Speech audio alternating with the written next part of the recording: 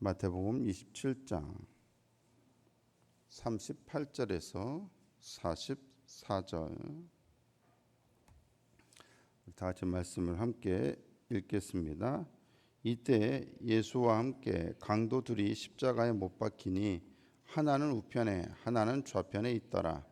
지나가는 자들은 자기 머리를 흔들며 예수를 모욕하여 이르되 성전을 헐고 사흘에 짓는 자여, 내가 만일 하나님의 아들이거든 자기를 구원하고 십자가에서 내려오라 하며, 그와 같이 대제사장들도 서기관들과 장로들과 함께 희롱하여 이르되 그가 남은 구원하였으되 자기는 구원할 수 없도다.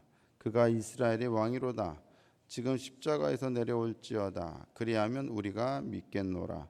그가 하나님을 신뢰하니 하나님이 원하시면 이제 그를 구원하실지라. 그의 말이 나는 하나님의 아들이라 하였도다 하며 함께 십자가에 못 박힌 강도들도 이와 같이 욕하더라. 아멘.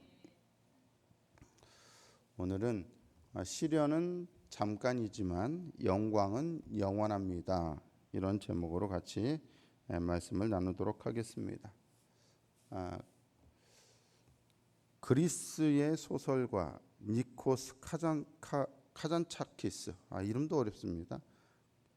니코스 카잔차키스라고 하는 사람이 쓴 소설이 최후의 유혹이라고 하는 소설이 있습니다. 이 소설을 동명 원작으로 해서 만든 영화가 그리스도 최후의 유혹이라고 하는 영화가 있습니다. 아마 우리 성도님들 중에는 이런 영화 보신 분이 별로 없을 것 같긴 합니다. 저도 보지는 않고 영화의 내용이 대략 어떻다라는 정도만 알고 있습니다. 이 영화에서 보면 이제 예수님께서 십자가에 매달리시는데, 십자가에 매달리시는 중에 엄청난 고통을 당하지 않습니까? 그런데 그 중에 환영을 보게 됩니다. 그 환영 속에서 예수님이 당신이 십자가에서 내려온 다음에 막달라 마리아와 결혼을 해서 행복한 가정 생활을 하게 되는 거야. 그러면서 십자가에 달려서 인생을 마치는 것이 아니라 십자가에서 내려옴으로써 새로운 인생을 살아가는 그런 내용의 영화 내용입니다. 물론 그 안에서 또 그렇게 살아가면서도 또 다른 고난과 결국은 십자가로 갈 수밖에 없는 어떤 여정이 펼쳐지긴 합니다만, 여기서 말씀드리고 싶은 것은 십자가에서 내려오라고 사탄이 자꾸 부추긴다는 거예요. 예수님을. 그래서 내려오게 만든다는 거예요. 그래서 바로 이 십자가에서 내려오라고 하는 그것이 바로 예수님을 향한 최후의 유혹이었다라는 내용입니다. 사탄의 유혹은 무엇을 가리키냐? 십자가에서 내려와서 십자가의 길을 포기하라, 십자가를 포기하라는 겁니다. 왜 힘든 그 십자가를 지려고 하냐? 거기서 왜 죽으려고 하냐?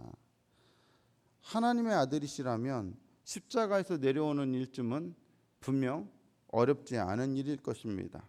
마음만 먹으면 얼마든지 십자가에서 내려오는 일쯤이야 하실 수 있겠지요. 오늘 본문을 보면 마태복음 27장 40절을 보면 이르되 성전을 헐고 사흘에 짓는 자여, 내가 만일 하나님의 아들이거든 자기를 구원하고 십자가에서 내려오라. 사람들은 십자가에 달린 하나님의 아들이라고 하는 개념은 도저히 생각할 수 없었습니다. 그것은 있을 수 없는 모순이라고 생각했습니다. 정말로 하나님의 아들이라면 십자가에 달리는 것이 아니라 오히려 당신을 십자가에 못 박으려고 하는 자들을 다 쳐부셔야 하고, 혹 십자가에 올라갔다 할지라도 십자가에서 내려와야 합니다. 사람들에게 기적을 보여주면 그들은 다 믿을 것입니다. 십자가에서 내려오는 기적을 통해서 하나님의 아들이라는 것을 증명해 보이라는 겁니다. 물론 그들이 진짜 그것을 믿지는 않을 것입니다. 이 세상의 종교가 원하고, 이 세상이 메시아에게 원하고, 이 세상이 하나님에게 기대하는 것은 무엇입니까? 고난입니까? 십자가입니까? 죽음입니까? 아닙니다. 이 세상이 메시아에게, 하나님에게, 종교에게 원하는 것은 기적이고 능력이고 승리이고 영광입니다. 거기에는 고난, 시련, 모욕, 조롱, 고통 따위는 있을 자리가 없습니다. 종교개혁가 마틴 루터는 기적, 능력, 승리, 영광만을 추구하던 당시의 중세 카톨릭 교회를 보면서 그 종교는 영광의 종교라고 하며 비판했습니다. 영광의 종교의 관점에서 보면 가장 이해되지 않는 것이 뭡니까? 고난이고 수치이고 모욕이고 시련입니다. 예수님의 고난이자 십자가입니다. 그러한 고난과 시련은 예수님을 진짜 하나님의 아들로 믿게 만드는 것이 아니라 오히려 하나님의 아들인지를 의심하게 만드는 스캔들에 불과하다는 것입니다. 예수 믿는 사람들이 고난당하고 시련당하는 것만 보면 옆에 있는 사람들이 저 사람이 믿는 하나님은 없는가 보다, 아니면 저 하나님은 이상한 하나님인가 보다 하고 사람들이 그렇게 생각한다는 거 아니겠습니까? 하나님의 아들됨을 증명하려면 그분은 사람들이 요구하는 것처럼 십자가 없는 길을 가셔야만 하는 겁니까? 하지만 정말로 예수님은 하나님의 아들이셨기 때문에 십자가에서 내려오지 않으셨습니다. 십자가 없는 메시아의 길을 가게끔 하려는 유혹은 예수님께서 공생애를 시작하시기 전부터 이미 있었습니다. 마태복음 4장 3절을 보시면 시험하는 자가 예수께 나와서 이르되 내가 만일 하나님의 아들이거든 명하여 이 돌들로 떡덩이가 되게 하라. 시험하는 자는 예수님께서 하나님의 아들이라면 돌들을 떡덩이가 되게 해보라고 합니다. 하나님의 아들이 뭐하러 굶고 있느냐는 겁니다. 자신도 굶지 말고, 지금 굶고 있는 사람들이 얼마나 많냐 이거예요. 가난한 사람들이 얼마나 많이 있느냐는 거예요.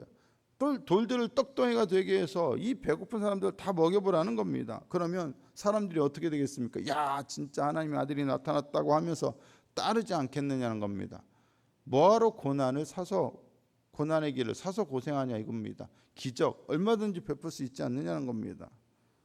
고난보다는 기적, 신비, 능력을 통해서 하나님의 아들됨을 증명해 보라는 것입니다. 그것은 분명 시험이었습니다. 왜 시험입니까? 사람이라면 누구나 이런 마음이 다 있기 때문입니다. 뭐하러 고난을 당하면서 힘든 일을 행하면서 그렇게 여러분 자신의 길을 가려고 하겠습니까? 모든 사람들이 그러고 싶지 않겠습니까? 목회자로서 저도 그런 마음이 왜 없겠습니까? 쉬운 길이 있죠. 쉬운 길이 있죠. 어제 잠깐 어떤 목사님을 만났는데 그 목사님과 대화 중에 어떤 다른 목사님 얘기가 나왔는데 그분이 사실은 굉장히 겉으로 보기에는 진실하고 이렇고 저렇고 참 괜찮은 분인 줄 알았는데 옆에서 겪어보니까 전혀 그렇지 않고 쇼맨십에 불과하더라는 거예요. 강단에서 설교를 하면 그렇게 진심 어리게 뭔가 사람들의 감성을 자극할 만한 막 그 호소를 하면서 막 눈물을 흘리면서 설교를 하니까 성도들이 감동을 한다는 거예요. 근데 전혀 자기의 삶은 그렇지 않다는 거예요. 그러면서 야, 목사들에게도 이렇게 빠져드는데 성도들이 그 쇼맨십만을 보고 교주에게는 얼마나 쉽게 빠져들겠는가 하며 한탄을 해요. 여러분, 강단에서의 그 쇼맨십 하나로 얼마든지 쉽게 갈 수 있습니다. 진정성 있는 말씀보다는 그냥 사람들에게 보여주는 모습만으로도 얼마든지 큰 목회할 수 있습니다. 뭐하러 새벽부터 이렇게 일찍 일어나서 설교 준비하면서 말씀 준비합니까? 그냥 강단에서 그냥 눈물 한번 몇 번 쥐어짜면 끝나는 거를. 누구에게나 사람들에게는 쉽게 가고 싶은 마음이 있습니다. 야, 나에게 이 안수 한번 해가지고 사람들이 기적같이 치유되는 기적만 있으면 뭐하러 힘들게 목회합니까? 그냥 나오라 해가지고 기도 몇 번 해주고 사람 벌떡벌떡 일어나면 그냥 알아서 구름대같이 사람들이 몰려들 텐데요. 뭐하러 고난의 길을 가겠습니까? 그런 능력만 있다면. 아니, 그런 능력을 원하겠죠. 그래서 고난이 없는 혹은 고생이 없는 그런 삶을 살기를 원하겠죠. 이게 인간이라면 누구에게나 다 있는 그런 마음이라는 겁니다.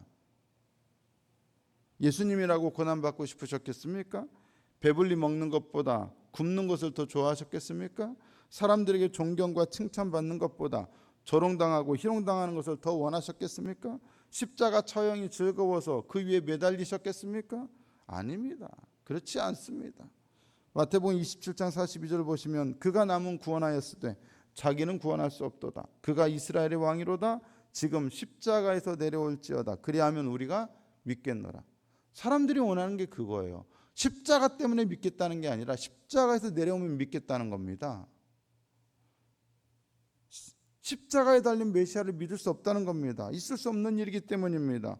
하지만 내려오면 믿겠다는 겁니다. 심지어 예수님을 십자가에 매달았던 대제사장들과 서기관들과 장로들도 믿을지 모릅니다. 예수님을 십자가에 직접 못 박았던 로마의 군병들과 빌라도마저 믿을지도 모릅니다.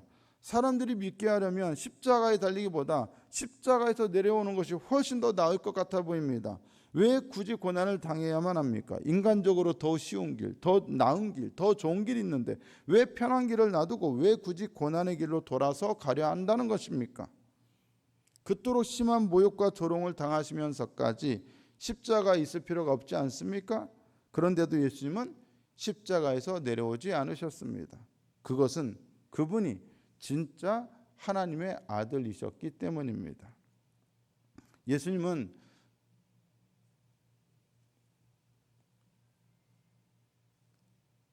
사탄에게 시험을 받으신 적이 있으셨습니다. 그때 먼저 사탄에게 시험 받기 전에 세례 요한에게 세례를 받았습니다. 세례 받으시고 물에서 올라오실 때 하늘로부터 소리가 납니다. 마태복음 3장 17절에 하늘로부터 소리가 있어 말씀하시되 이는 내 사랑하는 아들이요 내 기뻐하는 자라 하시니라. 그분은 바로 그때 확실한 하늘의 음성을 들었습니다. 그리고 당신의 소명을 확신했습니다. 물에 들어갔다가 다시 나오신 예수님은 그때부터 당신이 가셔야 할 길을 분명하게 인식했습니다. 그때부터 이미 그분 마음속에는 십자가에 대한 그림이 그려져 있었을 것입니다. 왜 그분의 소명과 관련해서 십자가의 길과 관련해서 이 세례의 장면이 중요합니까? 왜 예수님께서 물속에 들어갔다가 나오시면서 당신의 소명을 확신하게 되었습니까? 중요한 것은 세례는 오늘날처럼 약식 세례가 아니라 물속에 들어갔다가 완전히 잠겼다가 나오는 것이라는 겁니다. 여러분, 물에 들어갔다가 나온 사건 중에 가장 유명한 사건은 무엇입니까? 그것이 바로 예수님께서 이 땅에 오시기 전에 1500년 전에 이스라엘 역사에서 있었던 그 사건입니다. 무슨 사건이죠? 애굽에서 이스라엘 백성들이 탈출하면서 홍해를 건넌 사건입니다. 앞에는 홍해고 뒤에는 바로의 군대가 있었습니다. 그때 하나님 모세를 향해서 백성들에게 홍해로 들어가라고 명하라고 하셨습니다. 백성들은 홍해로 들어갔습니다. 물 속으로 들어갔습니다. 하지만 놀랍게도 그들은 그 물 속에서 바다를 마른 땅처럼 건넜습니다. 물 속으로 들어간 그들은 기적적으로 물에서 다시 나옵니다. 물 속에 들어갔다가 나옵니다. 마치 뭐처럼요? 세례처럼요. 들어갔다가 나옵니다. 그들은 물속을 건너왔습니다. 하지만 물 위로 다시 나온 그들은 옛길로 돌아가는 것이 아니라 약속의 땅을 향해 앞으로 나갑니다. 그리고 다시는 이전 길로 돌아가지 않았습니다. 그렇습니다. 물속에서 나온 이후로 그들은 이제 이전 길로 돌아갈 수도 없습니다. 놀랍게도 이스라엘에게 새로운 길이 주어진 것은 바로 물 속에서였습니다. 물에 들어갔다가 나옴으로써 그들에게 새로운 길이 열렸습니다. 물 속에 들어간다는 것은 무엇을 의미합니까? 물은 죽음을 상징합니다. 세례받을 때 물속에 들어가는 것은 죽음을 상징합니다. 그리고 물에서 나온 것은 생명이고 부활을 상징합니다. 이스라엘은 물속으로 죽음 속으로 들어갔다가 비로소 새로운 길을 얻게 되었습니다. 그 새로운 길이란 구원의 길이요 생명의 길입니다. 홍해 바닷속으로 들어갔던 길은 결국 죽음을 지나서 새로운 생명과 새로운 삶으로 나아가는 길이었습니다. 그 길을 위해서는 반드시 물속을 지나야만 했던 것입니다. 그리고 물속으로 들어간다는 것, 그것은 다름 아닌 죽음을 상징합니다. 이스라엘 백성들은 죽음이라는 물속을 지나 약속의 땅이라는 생명의 길을 향해 나아갔습니다. 바로 예수님께서 받으신 세례의 의미가 그와 같다라는 것입니다. 예수님은 세례 받으시기 위하여 물속에 들어가셨습니다. 이미 그때부터 물속에 들어간다는 것은 죽음을 의미하는 것이기 때문에 예수님은 죽음을 통하여 다시 나오는 생명의 길, 구원의 길을 만드시겠다라고 이미 그때부터 그것이 당신의 길이라는 사실을 분명히 세례 받으시면서 분명하게 인식하셨을 거라는 겁니다. 예수님의 세례는 장차 예수님께서 바로 그 죽음의 길을 지나야 할 것을 상징하는 것이었습니다. 우리 죄인들에게 또 죄인들을 위해서 생명의 길, 구원의 길, 새로운 세상의 길을 주시기 위해서 먼저 예수님께서 물속에 들어가셔야 했습니다. 죽음 속으로 들어가셔야 했습니다. 그래서 예수님은 십자가에 오르셔야만 했습니다. 예수님의 십자가 죽음이 아니라면 새로운 생명의 길, 구원의 길, 새 창조의 길은 결코 열리지 않습니다. 그래서 예수님은 십자가에서 내려오실 수 없으셨던 것입니다. 하나님의 아들이라면 십자가에서 내려오라? 아닙니다. 예수님은 하나님의 아들이셨기 때문에 더더욱 십자가에서 내려오실 수 없으셨습니다. 우리에게 생명의 길, 구원의 길을 주시기 위해서 죽음이라고 하는 그 길을 통과하셔야만 했기 때문에 결코 내려오실 수 없으셨습니다. 그래야 이 세상이 구원받을 수 있습니다. 그래야 죽음을 넘어서는 새로운 길이 우리들에게 만들어질 수 있습니다. 그래야 죽음을 넘어 새로운 생명의 땅, 새 창조의 세상으로 나아갈 수 있습니다. 그래야 하나님께서 예수님을 이 땅에 보내신 일이 완성될 수 있습니다. 그래야 주님이 사랑하시는 당신의 모든 사람들이 구원받고 살 수 있습니다. 깊은 물속에 들어갔던 이스라엘 백성들이 결국 약속의 땅에 들어갔던 것처럼 예수님은 죽음이라는 깊음 속으로 걸어 들어가셔서 결국 우리를 위한 새 생명으로 나오는 길을 개척하셨습니다. 세례의 참된 의미를 성취하시기 위해 주님은 십자가에 오르셨던 것입니다. 그리고 내려오지 않으셨던 것입니다. 십자가는 결코 우발적인 사건이 아닙니다. 그것은 처음부터 우리 죄인들이 약속의 땅으로 들어갈 수 있도록 해주기 위한 생명의 길, 구원의 길을 개척하기 위한 하나님의 계획이셨습니다. 예수님은 이미 영원 전부터 그것을 마음속에 품고 계셨습니다. 그런데 지금 당신이 당하는 그 조롱 때문에, 유혹 때문에 그 영원한 계획을 중단할 수는 없는 것이었습니다. 사람들은 모욕합니다. 27장 39절에 지나가는 자들은 자기 머리를 흔들며 예수를 모욕합니다. 마태복음 27장 44절에 함께 십자가에 못 박힌 강도들도 이와 같이 예수님을 욕하고 있습니다. 하지만 모욕은 잠깐입니다. 하지만 영광은 영원합니다. 조롱은 잠깐입니다. 하지만 승리는 영원합니다. 오늘 우리들도 신앙인으로서 이 세상에서 고난받기도 하고 조롱받기도 하고 모욕을 당하기도 합니다. 갖가지 이유들로 우리는 시련을 당하기도 합니다. 예수 믿었기 때문에 영광의 길이 준비된 줄 알았는데 때때로는 그것이 오히려 고난의 길이고, 예수 믿으면 잘 될 줄 알았는데 잘 되는 게 별로 없고 여전히 고통과 시련만 있고, 사람들이 우리를 보고 너희 하나님이 어디 있느냐라고 막 조롱합니다. 너 왜 예수 믿느냐라고 우리를 희롱합니다. 영광과 승리만 있을 줄 알았던 신앙의 길이 오히려 모욕과 조롱과 시련의 길일 때가 많습니다. 내가 기도하는 거 왜 하나님 응답하시지 않지? 왜 나는 잘 안 되지? 나는 왜 형통하지 않지?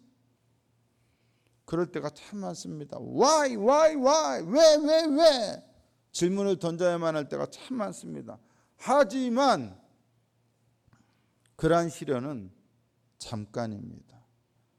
예수를 끝까지 믿고 나아간다면 우리에게 주어질 영광과 승리의 길은 영원합니다. 고난은 잠깐이지만 영광과 생명과 구원은 영원합니다. 잠깐의 시련은 있을 수 있습니다. 잠깐의 유혹은 있을 수 있습니다. 하지만 잘 견디면, 예수님처럼 견디면 우리에게 예비된 영원한 영광과 생명이 우리에게 주어질 것입니다. 히브리서 12장 2절에 이렇게 말씀합니다. 믿음의 주요 또 온전하게 하시는 이인 예수를 바라보자. 그는 그 앞에 있는 기쁨을 위하여 십자가를 참으사 부끄러움을 개의치 아니하시더니 하나님 보좌 우편에 앉으셨느니라. 잘 참고 나면 기쁨을 얻게 됩니다. 물속으로 들어가는 고난, 죽음과 같은 고난을 인내하면 생명의 길이 열립니다. 우리는 그것을 믿고 약속의 땅을 향해 나아가는 자들입니다. 오늘날 기독교는 너무나 쉽게 사람들에게 영광을 약속하고 승리를 약속하고 번영을 약속하고 그리고 축복을 약속합니다. 이 땅에서의 복을 약속합니다. 모든 것이 다 잘 될 것이라고 하는 것을 그저 아무런 근거 없이 쉽게 약속합니다. 하지만 신앙이란 결코 무조건 승리만 주어지는 것이 길이 아닙니다. 그랬다면 예수님께서 십자가를 지실 이유가 전혀 없습니다. 예수 믿기 때문에 오히려 우리에게는 더 많은 시련이 주어질 수도 있습니다. 예수 믿는다고 해서 시련이 사라지는 것은 결코 아닙니다. 하지만 예수를 끝까지 붙잡고 나아가는 자들에게는 반드시 오늘 우리가 감당해야 할 이 부끄러움을 넘어서는 기쁨을 주님은 분명히 주신다는 것입니다. 이 시련은 우리에게 있으나 이 시련은 영원하지 않다는 것입니다. 우리에게 영원한 것은 주님 안에서의 구원이고 생명이며 영광입니다. 우리는 그것을 바라보는 자들이지 이 땅에서 이 세상에서의 영광이나 이 땅에서 잠깐 누릴 그런 번영 때문에 우리는 십자가에서 내려오라는 그 유혹에 굴복할 수는 없습니다.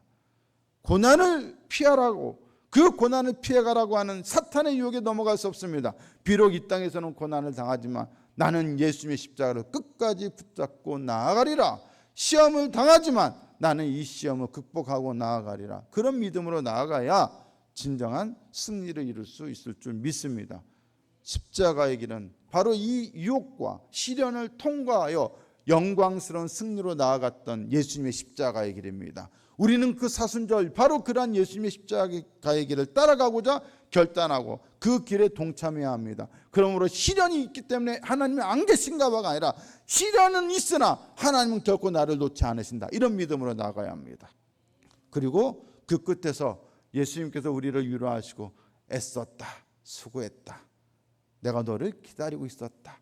그런 위로의 말씀으로 우리 모두가 과거에 이 땅에서 누렸던 모든 시련과 아픔과 고통에 대한 온전히 깨끗하게 씻어주시는 그 위로, 그 힘, 그 평강을 누리는 참된 축복을 누리는 우리 모든 성도 되실 수 있기를 예수님의 이름으로 축복합니다. 하나님, 예수를 믿지만 십자가와 같은 고난이 너무도 많습니다. 예수님도 십자가에서 내려오라고 하는 유혹을 받았습니다. 조롱과 멸시를 통해서 사람들은 예수님을 유혹하였습니다. 사탄은 그렇게 사람들을 통하여 역사했습니다. 하지만 예수님은 죽음을 통과한 생명의 길을 만드시기 위하여 우리를 위하여 그 길을 주시기 위하여 결코 내려오지 않으셨습니다. 시련은 있을 수 있습니다. 하지만 그 시련은 영원하지 않다는 것을 그리고 결국 우리에게 주어진 영광만이 영원하다는 사실을 믿고 이 땅에서 살아가는 동안 당하는 모든 시련에도 불구하고 끝까지 예수님의 십자가를 붙들고 나아가겠습니다. 믿음으로 결단하여 이 사순절 기간 예수님이 가신 길을 우리 또한 걷고 훈련할 수 있도록 도와주시옵소서. 감사함이 예수님의 이름으로 기도드리옵나이다. 아멘.